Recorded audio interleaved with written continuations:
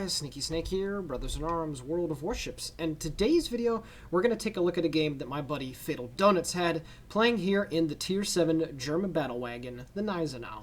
He is playing by himself, and he is playing some domination here on the map Faultline. So this is our next installment into the community replay series. Of course, if you'd like to send us something, please send it to all lowercase BIAworldofwarships at gmail.com.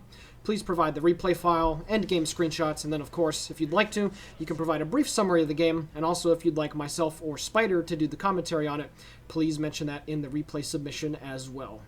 So the Gneisenau here in World of Warships. What exactly do you need to know about it in a nutshell? Well, it's a brawling, tanky German battleship, which most of the line is, quite frankly, or all of it is, really. And it comes equipped with torpedoes. It is the antithesis to the Scharnhorst, the premium Tier 7 German battleship.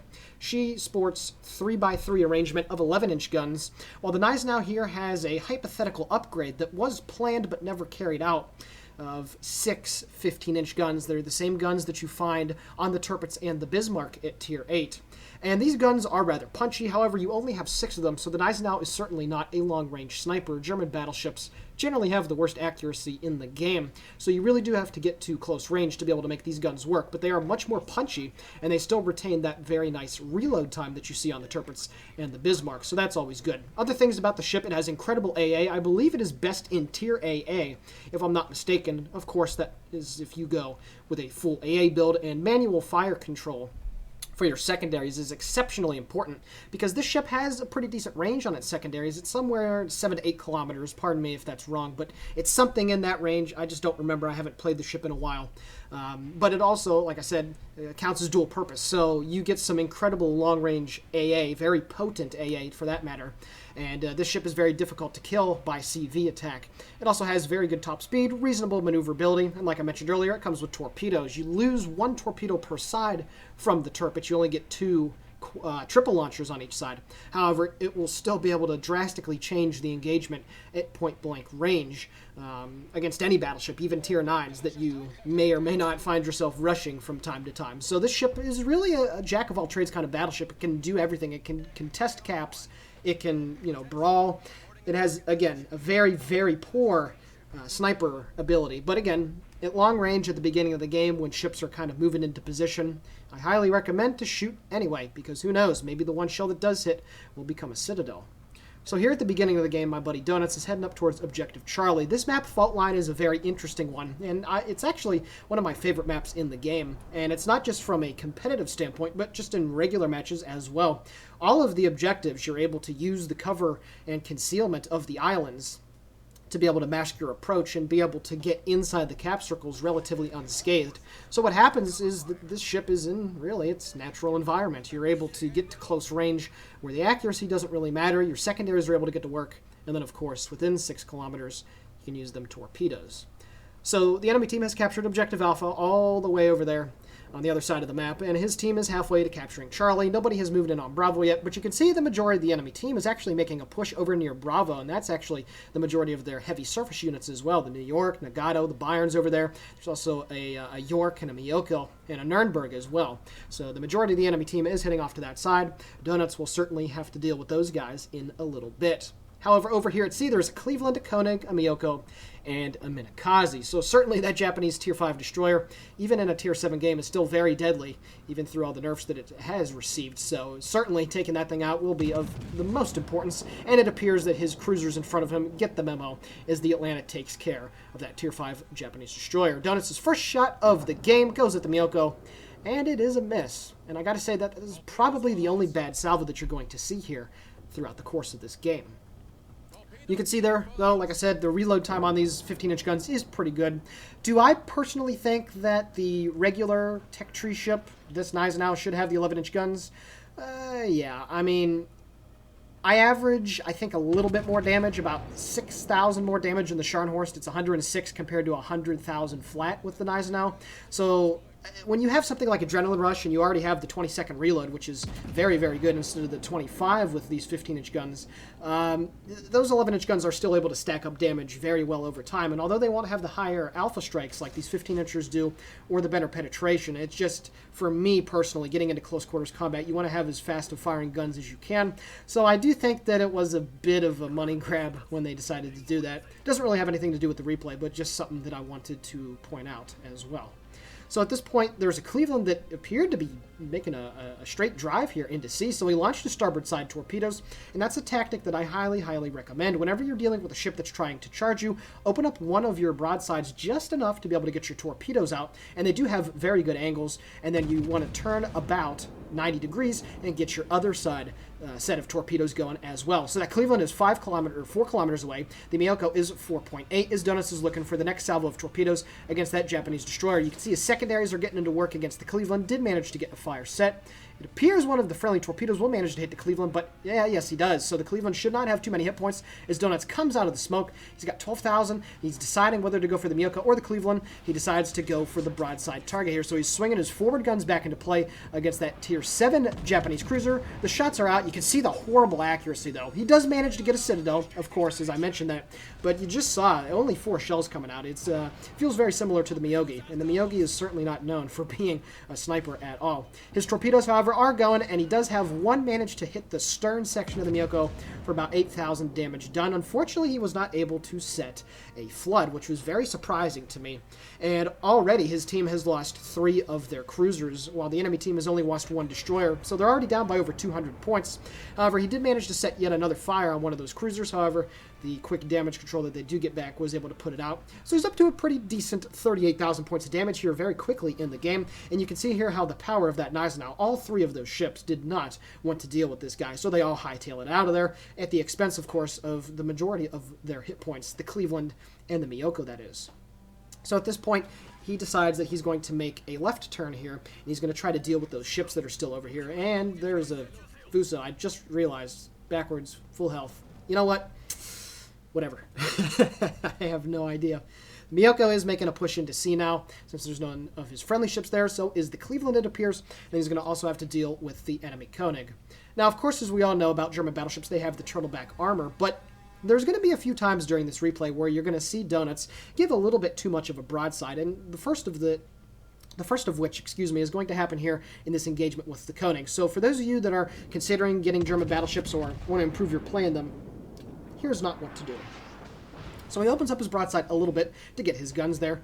He does a pretty decent salvo there on the enemy Koenig. The bow armor, that's where you want to shoot at these lower tier German battleships. You want to hit them right in the stern or right in the bow because they don't have that very good armor like the Gneisenau does on the front. I believe it has 25 millimeters of bow armor, and then it also has, I think, a 50 or 60 millimeter strip that's halfway up the hull, so it helps ricochet those rounds from the front. Notice next forward gun salute is going on the way, and that's actually pretty decent accuracy for this ship, and it gets about 5,000. The only thing, though, about this Gneisenau is that if you're not able to get into torpedo range with this ship, it can take a little bit of time to kill those battleships. I mean, when you think about it, for instance, something like a Fuso has 12 14-inch guns. They may be an inch less in caliber, but you double the firepower that you're coming out, that you're throwing out of the guns. And then, of course, every time you go up an inch in caliber, it's exponential power that the shells have. So you're just able to kill things a lot faster. And you can see there that Koenig knew exactly where to shoot. The Gneisenau that Donuts was sailing in was pointed directly at him, more or less, but that full broadside from the Koenig managed to hit him right in the front of the conning tower where it's all big and boxy. And unfortunately for him, he did lose quite a chunk of his hit points, but he does manage to take out the Cleveland for his first ship destroyed in the game, and the Koenig is going to eat some torpedoes from the Mitsuki on his starboard side. So a very nice play right there. That friendly destroyer helping out his buddy here. And now Donuts is up to about 80,000 points of damage, and they've reeled the scores back in a little bit. And then, never mind, the Miyoko manages to kill the friendly Nuremberg, so they are now losing 6 ships to 4, and it's 288 to 437. So at this point, an enemy Nuremberg is coming towards him. This is a very bold play by the Nuremberg, I must say. Yes, the ship does take quite a few overpens, but whenever you do get Citadel in that thing, it's very easy to kill those ships. And he is actually not on an upgraded hull. He only has 23,800 hit points, so if Donuts is able to land a double Citadel here, he will certainly be able to take care of business. Now, I don't recall if Donuts does have Adrenaline Rush on. We'll see here with the next salvo that goes out. The Nuremberg is slowly turning away. He was at a full broadside. Yeah, and it appears Donuts does indeed have Adrenaline Rush on. The shells fly in. Unfortunately, he does not get that penetration that goes all the way through the hull. So he shoots his rear turret now at the Nuremberg, and it just misses off the starboard side. So, you can see, again, the accuracy it's very shoddy. And when this ship gives you bad RNG, yes, more or less, most battleships will give you bad RNG from time to time, but this is one of the ships that it really suffers the most in. He gets his forward guns out now against the Nuremberg yet again. Will he be able to secure the kill? No, his aim was a little bit off, and it falls off of the port side of the ship. So now the Nuremberg is actually playing it right. He's using the high explosive, and he's basically going away completely straight and utilizing his 2 rear turrets to be able to deal damage. However, at the end of the day, it is still a Nuremberg, and German high explosive is the worst amongst any of the nations at Tier 6, so it's not going to be stacking damage very fast in that thing. Dennis is looking for his next salvo there against the Nuremberg. Will he manage to secure the kill? Did he open up too much of a broadside? No. 1 penetration for about 2,000 points of damage, and the Nuremberg still has 3,800 to deal with. Now, if you're going to look here at the minimap really quickly, you can see that there's a Bayern and a Nagato, both of those battleships that are somewhat moving in towards Objective Bravo. There's also an enemy cruiser, 2 enemy cruisers, that is, around D4, D5. So he's got to kill this Nuremberg fast, because if that guy gets yet another fire on him, he's going to be able to continue to burn him, because Donuts has already used his damage control here. So he's trying as best as he can to not get hit, throwing the speed around, throwing the ship left and right, just trying to dodge the shells, and he's doing a very good job of it. And it's those little micro maneuvers, so to speak, that are really, really effective against cruisers. Even at these kinds of ranges, you can throw the aim off if you know what you're doing. He's going to be able to get the kill here on the Nuremberg as 1 shell over-penetrates and goes right through the rear end of that Tier 6 German cruiser. He's up to 93,000 points of damage done. The enemy Minikaze gets spotted, his secondaries go to work, he disappears, and he pulled a Notzer. That's alright, Donuts. You always do that. He honestly runs into me, Spider, and Puddin' a lot more than he runs into Islands, so I'll give him a little pass for this. Gets a full broadside now out at the enemy New York, and even at range, these German medium weight shells are still able to punch through the side armor very nicely there. 4 overpens, very unfortunately for him, but he still manages about 7,300 points of damage on that guy, as he also manages to crack 100k for the game. So his team is still losing, however. It's 477 to 530, and the enemy team is making a heavy push now onto B, but the Shinonome manages to take care of the Bayern. So now all he has to really worry about is that full health Miyoko and that full health Nagato. His AA is working on that enemy spotter plane or fighter plane, whichever one it is. It doesn't appear he shoots it down, and that New York has since turned away. So at this point, Donuts realizes that he has to make a play here on Objective Bravo. He still has a couple friends in support. That Shinonome is still off to his right, and he also has another battleship, but there's also one over in Charlie 8 that is moving well away from the objective. And unfortunately, that Fuso is on 17,000 hit points, so he doesn't really have much to work with there. So we're going to see what Donuts is going to be able to do here to help his team possibly win the game.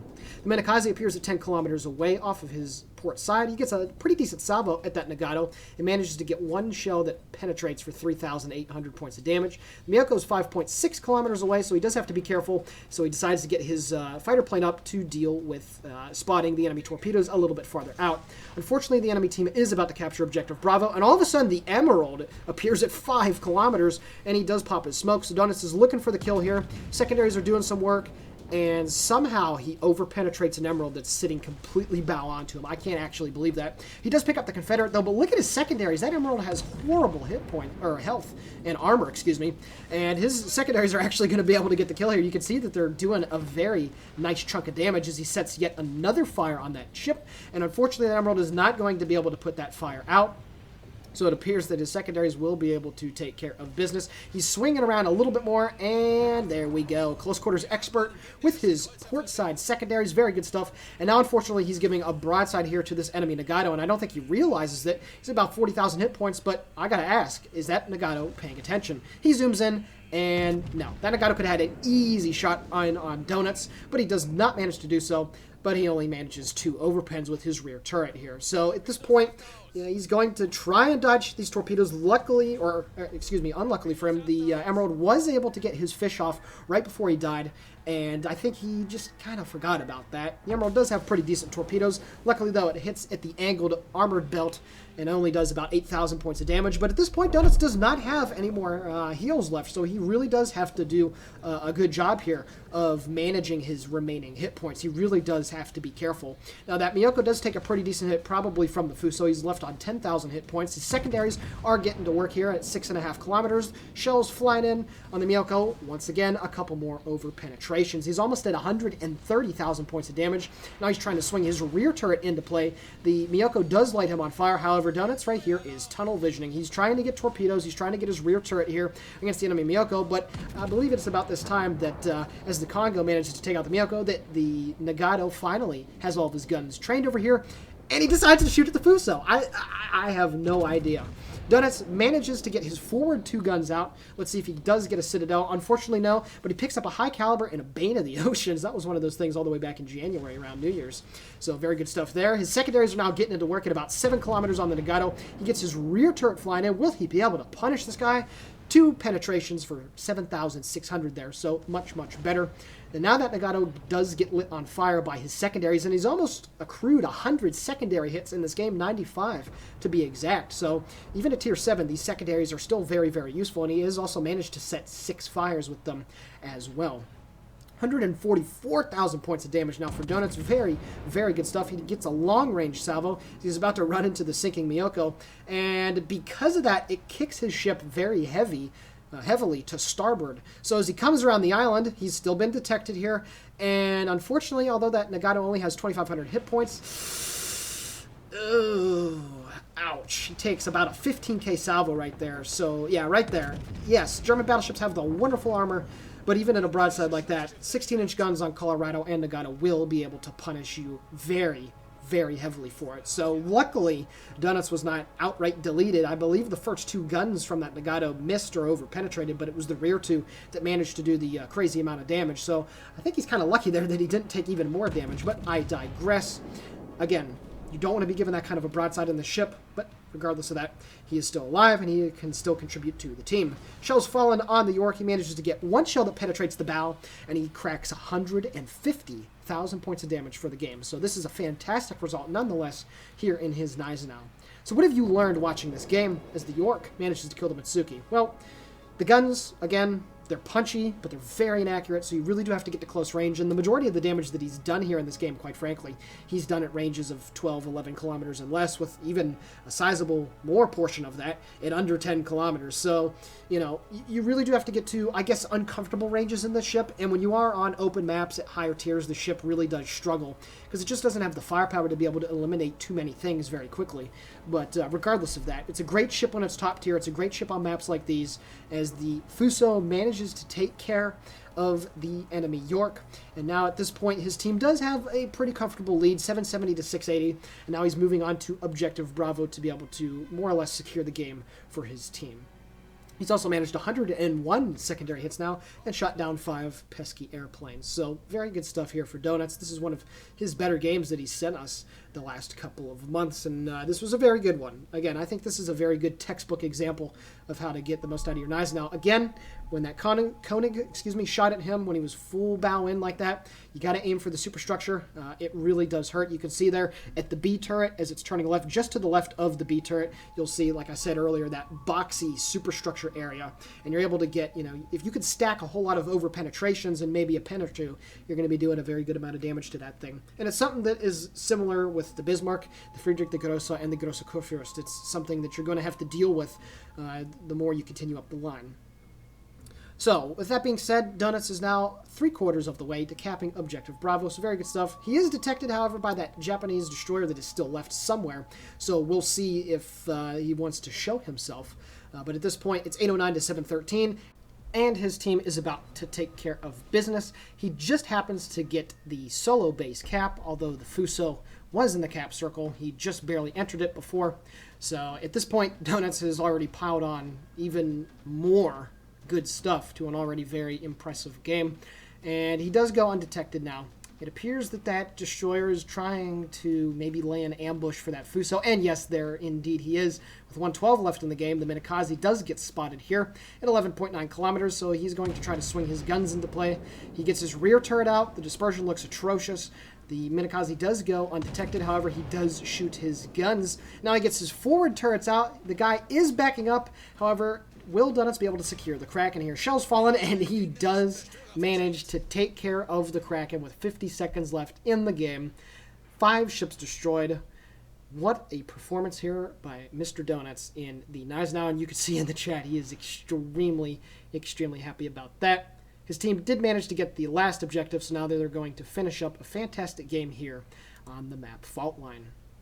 Alrighty guys, taking a look now at the post-battle results, 409,000 credits received and just over 7,000 total EXP. He picked up a whole plethora of medals. He gets Fireproof, Confederate, Close Quarters, Expert, Dreadnought, Bane of the Oceans, Kraken Unleashed, and High Caliber.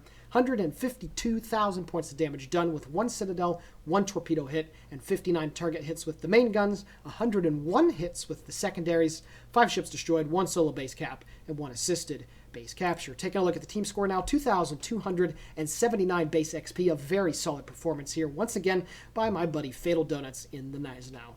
So I really hope you guys enjoyed this replay. If you really did, send in your gameplay clips. We're always happy to feature these every Saturday, and it's something that I really enjoy doing. So, Sneaky Snake here for Brothers in Arms World of Warships signing out. Please consider giving the video a like, commenting on it, or maybe giving us a subscription. All of it is much appreciated, and we really do enjoy your support. Take care, guys. See you later.